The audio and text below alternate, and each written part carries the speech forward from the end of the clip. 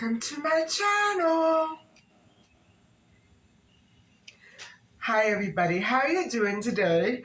I wanted to just share with you quickly, this is day 2 hair.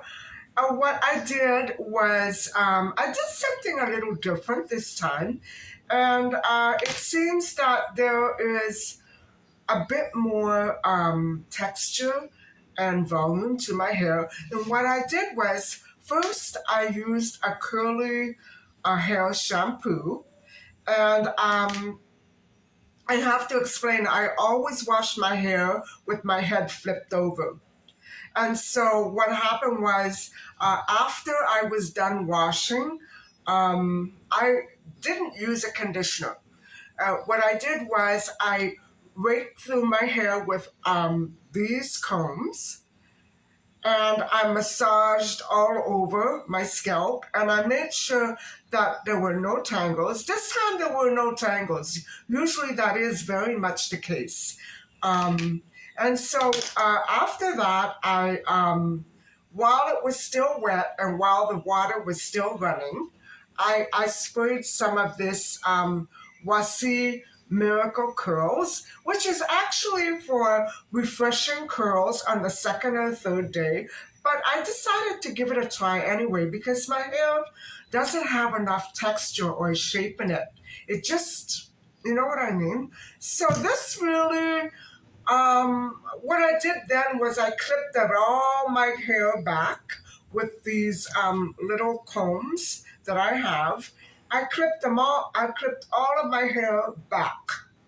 And I just let it dry. I left it a little poofy, and I let it dry. And I forgot that that was my typical method of doing my curly hair routine for years. And I don't know why that I abandoned that. I guess I forgot. I never wrote it down. I never write these things down anyway. So I'm the reason why I'm telling you is because I want to remember it this time. And so I don't want to overdo it with the hair dryer anymore because I'm really losing the original shape and texture of my curls. And so I'm hoping that this method will help it come back to life a little faster. And also, last night I tried to film the first part of what will be the Missing Boys of Caledon. And I didn't realize how extensive it actually was. And remember when I said that usually 2 or 3 days later, when I'm doing research, all this additional information comes up and I have to include another additional part? Well, I'm going to completely erase the episode that I did last night and redo it because there's so much more information. And it is a very intriguing and mysterious case filled with gaps, huge gaps of information, very conflicting versions of what the truth could actually be. And so maybe I will try to represent both sides of these differing stories. And that's what's making it very complicated for me. I don't know how to tell the story. It's not so much what to say, but how to say it, because it's very, whatever I say is going to contradict, you know what I'm saying? I should be much more careful about the reliable sources that I try to use. And so we're going to try to give it another go. There are probably going to be 2 or 3 parts to this story. And so we'll get to this later on tonight. So for now, I just have one thing to do, and then I probably will go for my walk. We'll have to see. All right, guys, I'll catch up with you later.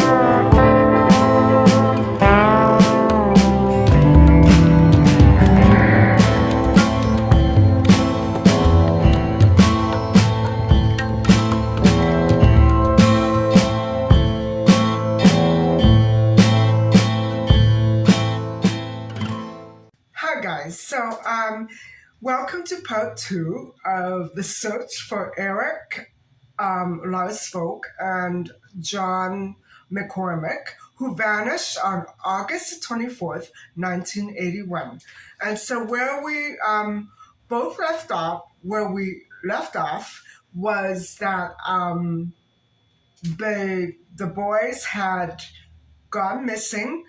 Um, Eric went over to the McCormick farm. We don't know why. The journalists can presume whatever they want. The parents can presume whatever they want, but we don't know why Eric went there exactly. I mean, not that there was anything mysterious about it. I don't think he was up. Uh, it was that he was up to no good. It was just a typical kid thing to do. Go out for a bike ride after dinner. And so,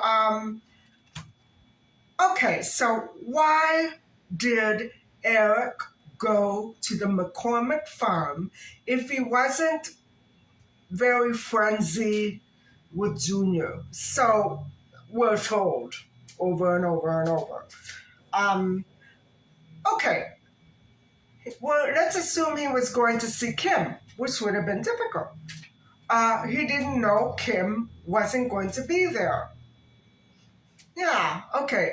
Now, one thing that I have to let you guys know was that the McCormicks did not have a phone in their farmhouse. And so it's not as if Eric could just pick up the phone and call Kim.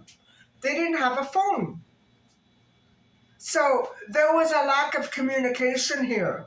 And maybe that's part of the confusion, that everybody's assuming things and we don't know if it's true or not. So Eric didn't know Kim wasn't there. Then Dave tells us that we're going to get into this now. I've already gone over the fact that Dave was supposed to come home that day, and he didn't. He came home the next day. And so what happened was Eric went to get Dave, and Dave wasn't there at the farmhouse with Junior. So Eric left. Now, okay, Dave is telling us this. And so if Dave wasn't there, and then Junior and Eric disappeared, how does Dave know this? Maybe they had spoken before and said, okay, Dave, I'm going to go and I'm going to drop by the farm tomorrow when you come over. So I'm not sure if Eric was aware that Dave, it says Eric went to get Dave and then Eric left because Dave wasn't there. But this to me is a little sketchy.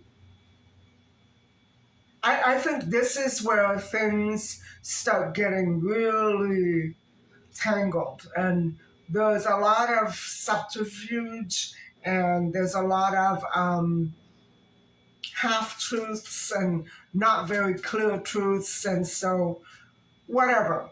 We don't know how Dave found out about all this. How did he know that Eric left? Did Eric call him after he disappeared? I don't understand it. This is, very similar to the situation at the door with Joyce and the Louse folks. It doesn't make too much sense, you know what I'm saying? So, in any case, the police came at midnight and left at midnight. That was fast.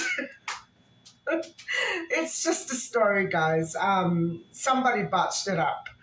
However, the police did conduct a very intensive ground search. And you have to imagine that it was a remote area. It wasn't a bustling suburban city that was filled with lights and music and whatever have you. It was remote there. It was dark. There weren't that many streetlights at all. There wouldn't have been any, I don't think. And so all they could see, because it was so dark, were huge piles of gravel and big tank like machines. Now, you have to remember also, this is 1981. They didn't have cell phones, they didn't have laptops, they didn't even have a home phone, um, they didn't have the proper resources to search for missing people at night. And so in the morning, the police regrouped and started the search again. And so every area of the McCormick property was searched. And why not the Larsfolk property?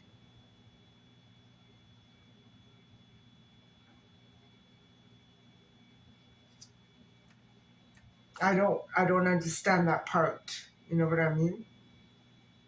Especially since, Dave is doing a lot of the talking and he wasn't even there when it happened, allegedly.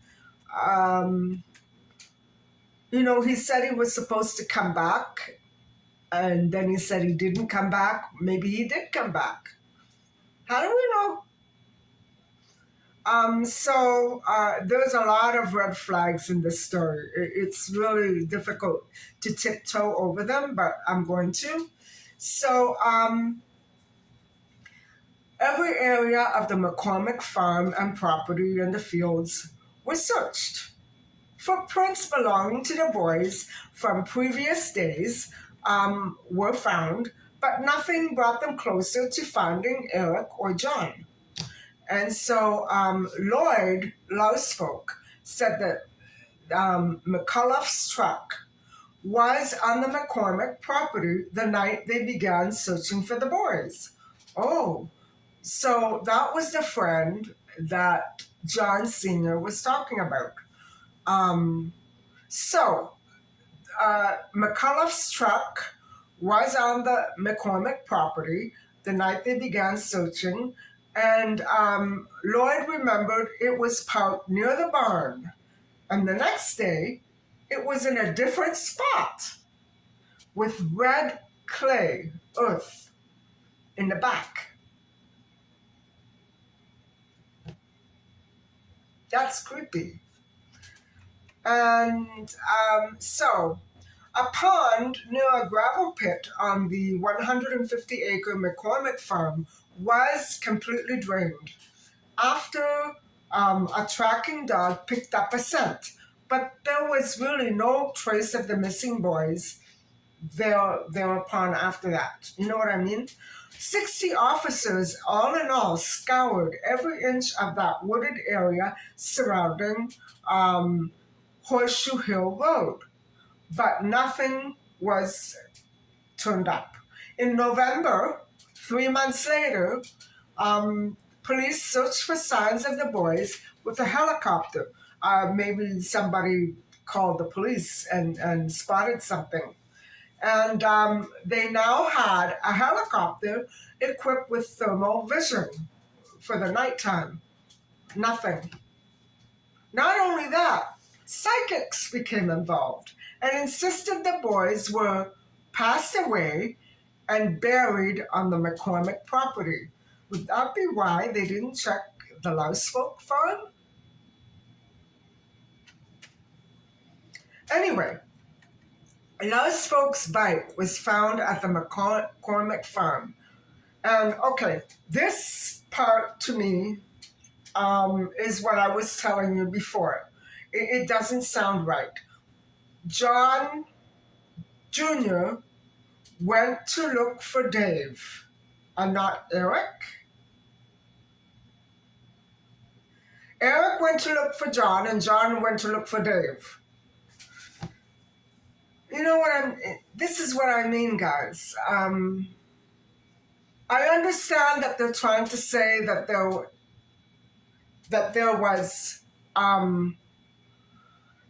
was something, a miscommunication going on, but now I'm the one that can't communicate with you because I don't understand what the exact story is. And so I don't think the exact story is there. It's just a bunch of facts that are piling up against one another, but they don't always make the right sense. So Eric went to get Dave, and Dave wasn't there, so Eric left. And how does Dave know all this? Eric didn't know Kim was there. Eric went to get Dave. Two diverse perspectives. Now, Kim later, after her father passed away in 2000, claimed that her father kept a mini fridge beside his bed, the same mini fridge that Dave talks about. And he drank from morning till night. So, drinking fueled his violent temper, frequently directed at Junior, at poor John, who I'm sure that he was very rambunctious, but the only thing that Junior could successfully do was irritate his father. So um, John Jr. loved to drive the black farm car, and the field car, the tractor, around the fields. But Dad would get so mad because in the process, Junior ripped up all the grass. I can just imagine the fights. And so I'm wondering now if Junior had an alcohol problem as well. I have to wonder because it was there, right? All the time. In a 2011 series, journalist Andrew Livingstone wrote about about this case. And a decade later, after writing about it, Andrew got acquainted with Lloyd, Eric's father, now in his 90s and unable to confirm certain information.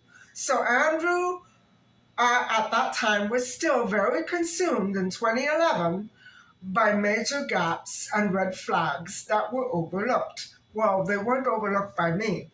Maybe mine are different from his, but they're not overlooked by me.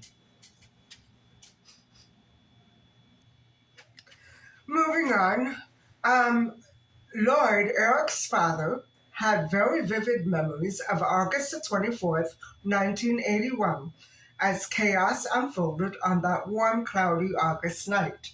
Folk remembers John Sr., who sat at the couch drinking beer. But on the other hand, Lloyd crawled in dirt and heavy darkness, looking for broken branches in pine saplings that lined the gravel pit. And he was consumed by fear that someone carried his boy away through here, that spot, through the dense forest, and, that was connected to the McCormick's 100-acre property. I hear it was 150, and then I hear it was 100. Maybe they sold part of it. I don't know. So, John Sr. simply told Lloyd at the time that he had a friend over and that the boys probably had stowed away in the back of his pickup. With whom? There, I just noticed another discrepancy. When would they have had a chance to stow away? Who would have been driving it? This story doesn't make any sense at all. But I can't believe I missed that one too. There's too many for me to count. By all accounts, McCormick's comment that they stowed away was probably his most significant contribution to this search, which was called off by police after midnight. And it resumed the next morning. McCormick's friend headed out west. And so later, the Louse folks and investigators learned that the name of his friend with the truck was George McCullough. Was that the truck that he thought the boys were stowing away on? Did they bring it back in the middle of the night and park it in a different spot? Did George stay the night? Um, wow. So, in any case, there was no further trace of Eric and John Jr. anywhere ever again. The only clue was Junior's beat-up black Chevy farm car, discovered skidded to a stop with its hood and door open. Remember Lisa Mass? And it was inside the gate to the gravel pit pathway at the edge of the field behind the McCormick farm, which leads to a gravel pit behind it. Now, I'm sure the boys are not there. If they are, that would mean that the police did not search. But I'm sure that they did search, and I'm sure that the boys are not there. And so the boys' bikes were found at the top of the driveway, leaning against the house, just like Kim said. And so, but she didn't say that she saw Junior's bike there as well. She only said that she saw Eric's bike. And she would have had to have known Eric on a pretty friendly basis if she knew what his new bike looked like. But I mean, I'm just commenting. So Dave returned home from Fort Erie the next day. How do we know that? We don't. So, and he joined in the search at the McCormick farm. And the Lark's folks were not at all searched. I don't understand that one. So, I mean, even if somebody else put him there, they should have searched the Lark's folk home. You know what I'm saying? It doesn't make sense to me that they would search one and not the other. And so, Dave immediately noticed the black car on the field, and he says Junior took pride in his cars, and he had at least half a dozen of them, all parked between the field and the gravel pit. So the black car out there like that, with everything open, was out of place. But Dave knew exactly why the hood was open. Boy, Dave has an answer for everything. Don't he? Wow. So he'd been the one to help Junior figure out how to start it. So in other words, the hood was open because the boys had been trying to start it. So Dave said it was Junior's favorite because it did run, but the keys were missing. Were they? So the only way to start it was to jump start it because there was no real ignition. So you attach the wires, put a screwdriver between the two starter terminals to make the starter work, and the engine would run. So starting the Chevy farm car was a two-person job. And when Dave saw it that day, the wires were on the driver's seat. It was still, okay, now we're going to another scene. That was that scene. Let's move on to Paul Lalonde and his wife Maureen. So it's August the 24th at 9 p.m. and it's still light out. And that is when Paul Lalonde drove Kim home at 9 p.m. on August the 24th, 1981. Now, Kim's mother, Joyce, at that point, as I said in the other episode, she was still at work at 9 p.m. or probably on her way home from work. And so Kim, as I explained before, was immediately concerned when she saw one of John's old vans leaking oil on the driveway. And she wanted to find her brother to ask him to move it, but she couldn't find Junior anywhere.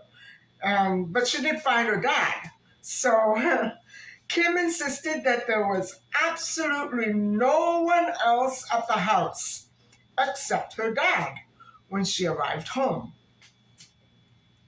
So the Lalondes remember very differently, and it's quite shocking actually.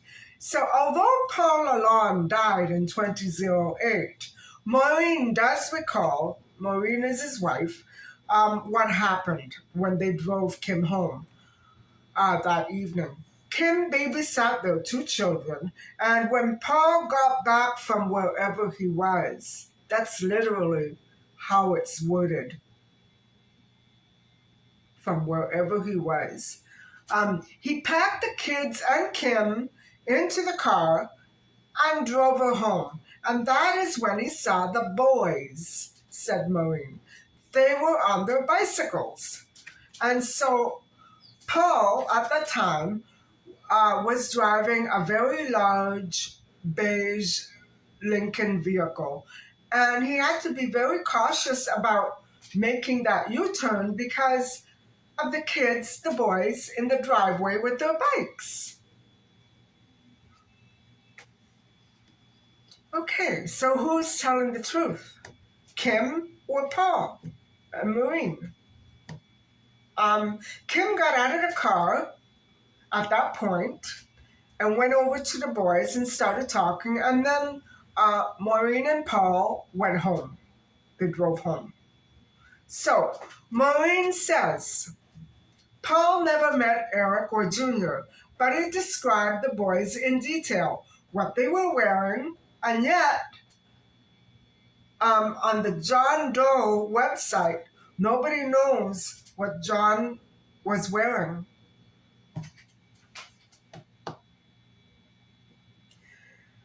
You know, what they were wearing. He described their bicycles. He saw them very clearly in the driveway, even though Kim denies it.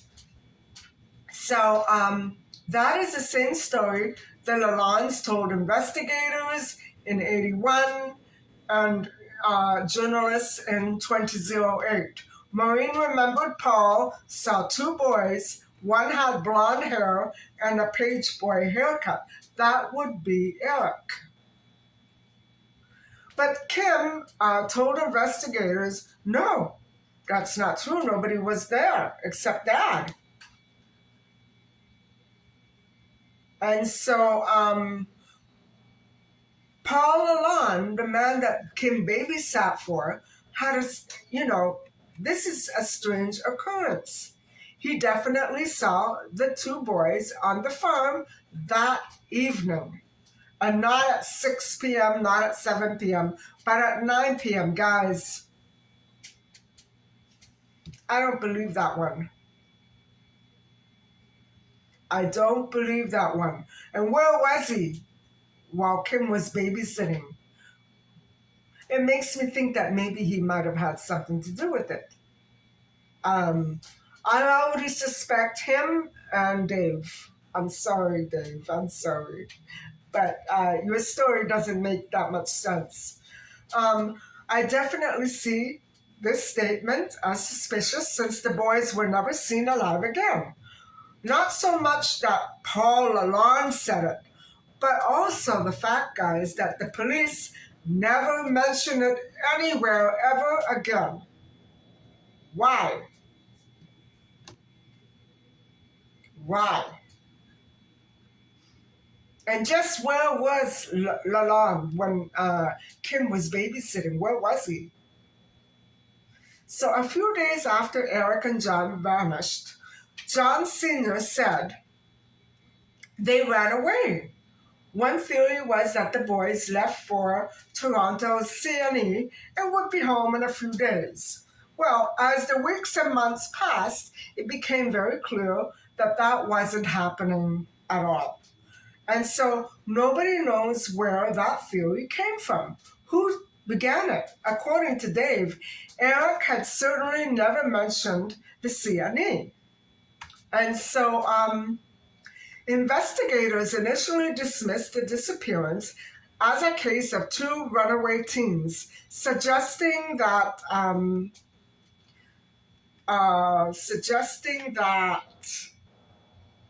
they had gone to the CNE, and that could not be. That could not be. Neither boy had a change of clothing.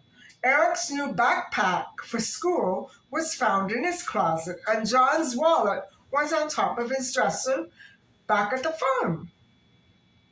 In early newspaper reports, the Louse folks were steadfast in their assertion that Eric had never ever hitchhiked and would never run away. Why would he? What is being covered up if he did? Dave says that his family didn't even have a phone. So it was Eric and Dave that didn't have the phone. Boy, am I mixed up in this case. It's a confusing case to begin with. And so Eric would not have had a phone number to call at all, or a phone. The McCormicks refused to speak to reporters, and those close to the case described the family's unwillingness to raise alarm and their silence as suspicious. And it was noted by the OPP. As days turned into weeks and months, the runaway scenario looked very sketchy. It fell apart, guys. So time marched on, and they considered misadventure and crime equally possible. So Lloyd did not think that they ran away, and neither do I. As Eric's 15th birthday passed and years dragged on, Lloyd Larsfolk hoped his son was alive, although the chances of seeing Eric again were pretty slim. He never stopped searching. Every year he returned to Caledon to look for Eric, because then later on the family moved. On the other hand, the McCormick family packed John's room a week after he disappeared. They just closed it right up. So it's unknown if John Sr. participated in searching at all in 1981. I doubt it. I doubt it. And so the McCormicks did not appear to cooperate at all with authorities or search with the other search team party for the boys. And so, guys, that is the end of our second part.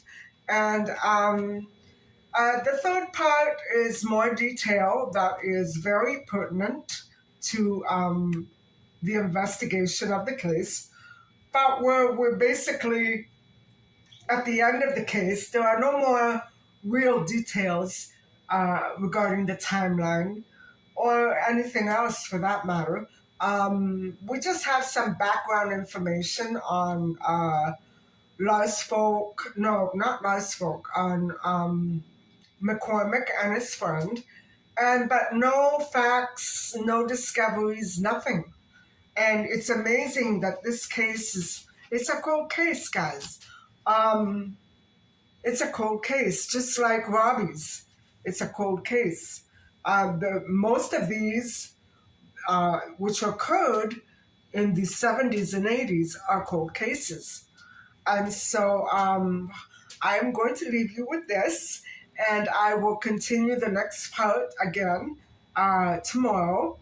And I'm not sure, I'm not going to do another Maddie episode until I get through with this case. So thank you very much for watching, and please don't forget to like and subscribe. Bye for now.